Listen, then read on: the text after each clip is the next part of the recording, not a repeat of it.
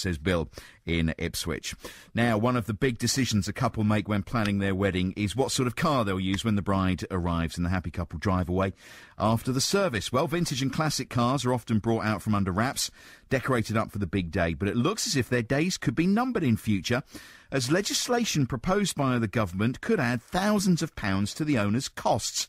In a few moments, we'll talk to Greg Knight, MP, who's the chair of the all-party Parliamentary Historic Vehicles Group and is trying to fight these changes. But first, Deals on Wheels has been out this morning to speak to Mike Carter from Classic Occasions about what the consequences of this legislation going through will be for him and his business. As you can hear, this wonderful 1950s Austin Princess is ticking over in the driveway of Mike Carter, and I can tell you that it's a Honda Glacier White Princess, and I have to say she is a very, very attractive motor vehicle. And if I get inside the car, where we have the cream leather interior, Mike is sitting behind the steering wheel. Mike, good morning to you. Fantastic car. Just tell me a little bit more about your Princess.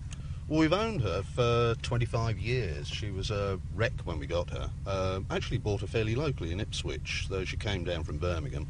We've been running a wedding car business really just to subsidise owning her for the last, over that 25-year period. Now, over half the wedding cars, apparently, in the country are run exactly the same way as this one. Little tiny one-man bands who do it so that they can afford to own a beautiful piece of English history, or often foreign history as well, because there are some beautiful American cars and various other ones as well. Without the wedding business, I can't afford to keep this car. I can't afford to keep it on the road. They'll just go into museums and never be used. Nobody will ever get the opportunity to be in them. So how often then do you take her out on the road and use her for a wedding? Weddings, I actually do about 10 a year. So we're not talking anything significant in the way of things, but it's enough to fund the car. I think most people in my position are like this. So what are the government saying then? What is the Law Commission proposing then when it comes to this type of vehicle? Well, what's happened is there is a mess, and that's the taxi drivers and PHV drivers, licensing and authority and all this sort of business. That's got to be sorted out. I think everybody thinks that.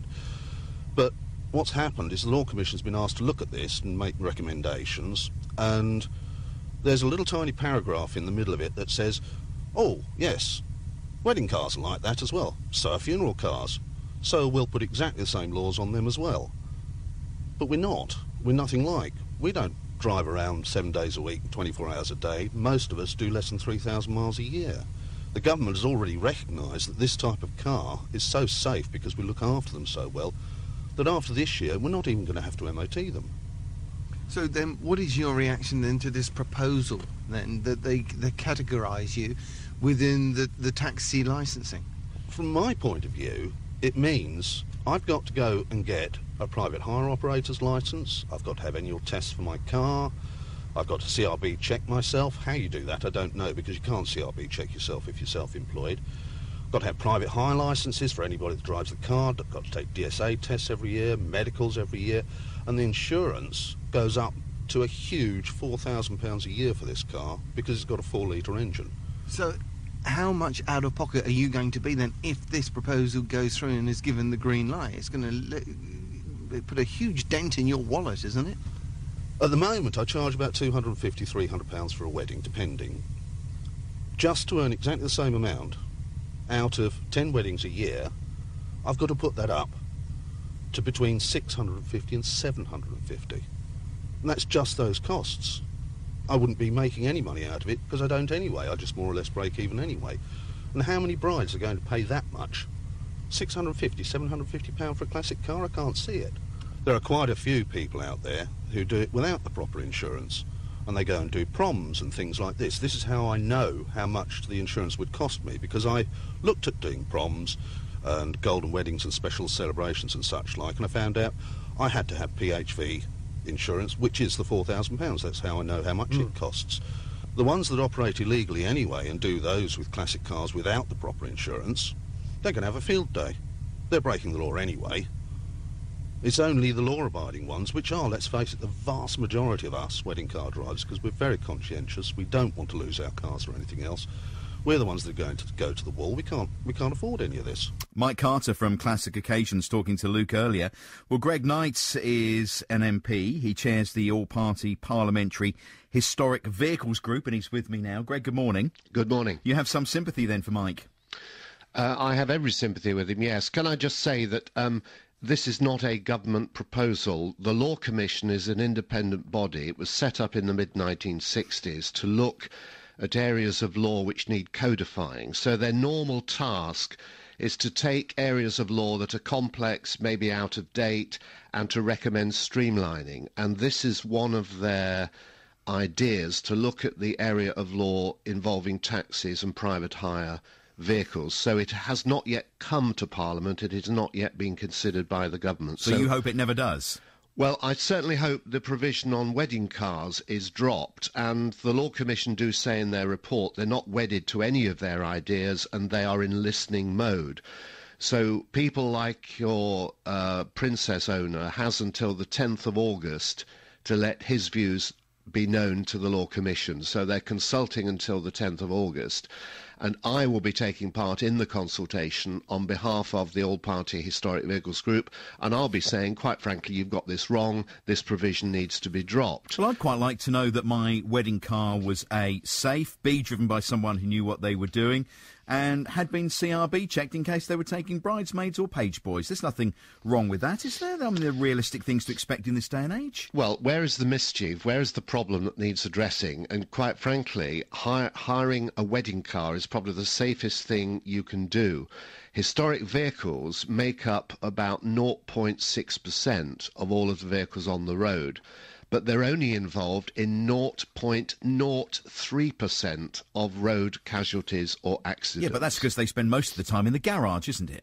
It's because they're driven safely and they are cherished, and I don't think there's any need to bring them into the scope of this regulation. The regulation is supposed to be about cutting red tape, not increasing it, so it does seem bizarre that they want to bring wedding cars into the scope of this regulation. But effectively they are private hire, aren't they? They are private hire for a specific purpose. Most private hire, 99.9% of private hire, is to get a body or bodies, people or a person, from A to B in the quickest and safest possible way. When you hire a wedding car, it's not just about the journey, it's about the vehicle you hire. And anyone who's been to a wedding will know the wedding car itself plays a large part in the wedding. After the wedding ceremony, photographs are taken of the bride and groom with the wedding car. So it's all about the car rather than the journey, and for that reason I think you can make a difference. And you're hoping that this never gets to Parliament. How can people, if they support what you're doing, have their say?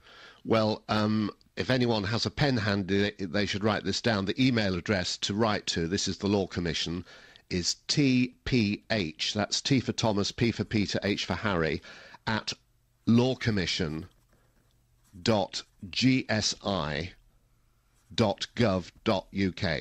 OK, I've got that down. Or you can write to your own MP. I mean, because the Law Commission will publish its proposals in 2013.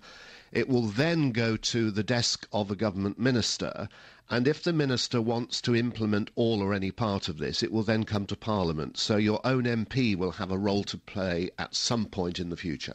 So we could end up having to pay a whole lot more for our wedding car, or not find the car of our dreams at all if this happens. If common sense prevails, this will not happen. Thank you very much for joining us. Greg Knight, MP. He's also chair of the All-Party Parliamentary Historic Vehicles Group. I wonder if you take brides and grooms and bridesmaids and page boys and mother of the bride along to weddings, if you do that from time to time. Have you heard about this?